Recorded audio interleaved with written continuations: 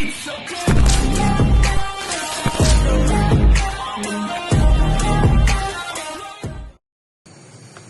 Sobat Galang, kembali lagi bersama aku Tifa di Galang Time. Mahasiswi tewas di kamar indekos. Mahasiswi nekat mengakhiri hidupnya dengan melompat dari lantai 4 Mall Paragon Semarang. Penyebab kematian mahasiswi FISIP Universitas Indonesia yang tewas setelah terjatuh dari lantai 18 apartemen.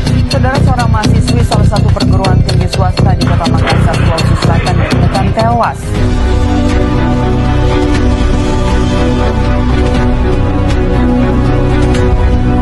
Seperti video yang sudah tadi aku cantumkan, bahwasannya itu sudah menjadi perhatian yang penting serta khusus untuk diri kita sendiri, dikarenakan banyaknya kasus pembunuhan serta bunuh diri di era saat ini yang selalu dikaitkan dengan kesehatan mental.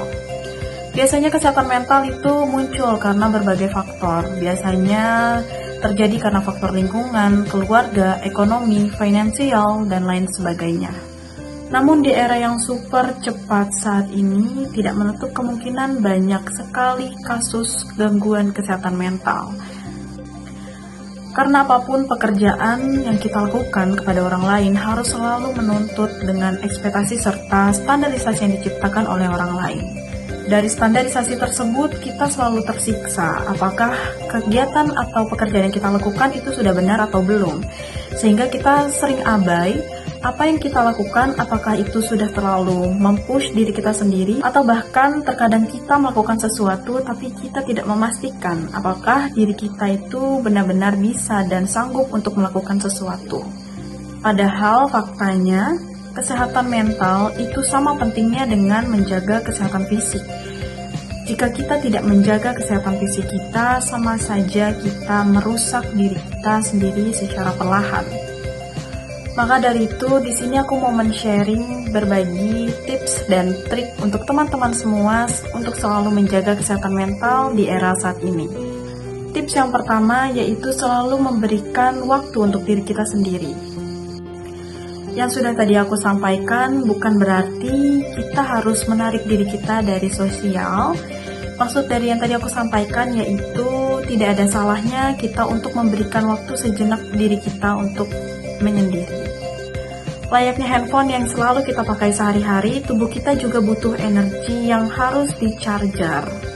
Cara menchargernya mungkin seperti mendengarkan musik atau berdiam diri sejenak di rumah atau sekedar melihat pemandangan atau membaca buku yang kita suka. Yang kedua, tidak ada salahnya kita untuk men-sharing cerita kita kepada orang yang terpercaya.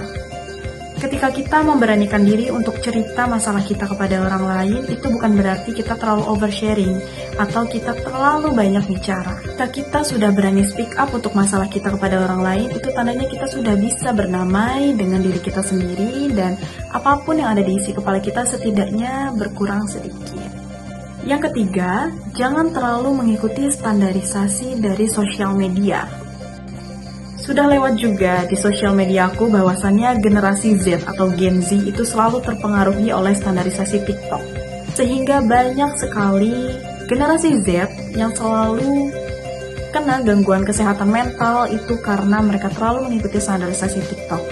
Jadi, lebih baik kita tidak terlalu terpengaruhi oleh apapun yang ada di sosial media. Jangan selalu menyerap apapun yang kita dapat dari sosial media.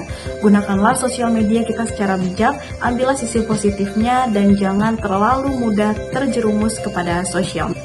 Dan yang terakhir, kita jangan selalu memendam kesedihan kita dengan tidak menangis. Menangis itu merupakan salah satu bentuk emosional dari tubuh kita yang dikeluarkan dari kecemasan atau keraguan yang ada di dalam pikiran kita.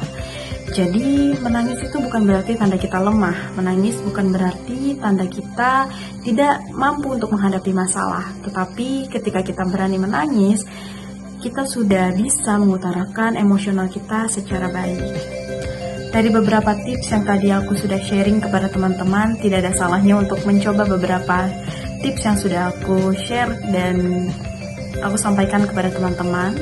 Dan aku ingin menyampaikan suatu pesan untuk teman-teman semua untuk di era yang saat ini, Memang banyak sekali tuntutan, banyak sekali tekanan-tekanan yang sudah ditanamkan oleh orang lain kepada kita, banyak sekali ekspektasi, standarisasi, serta tuntutan dari orang lain yang mungkin bisa membuat kita sedikit cemas, anxiety, dan stres. Itu jangan terlalu diambil sisi negatifnya. Ambillah semua apapun yang kalian lakukan, apapun yang orang lain lakukan itu sebagai motivasi serta pembelajaran untuk kita ke depannya. Jadi apapun yang terjadi pada saat ini, jadikanlah pembelajaran serta motivasi untuk kita ke depannya. Baiklah teman-teman semua, sedikit tips dari aku mungkin bisa berguna, and see you next time. Bye!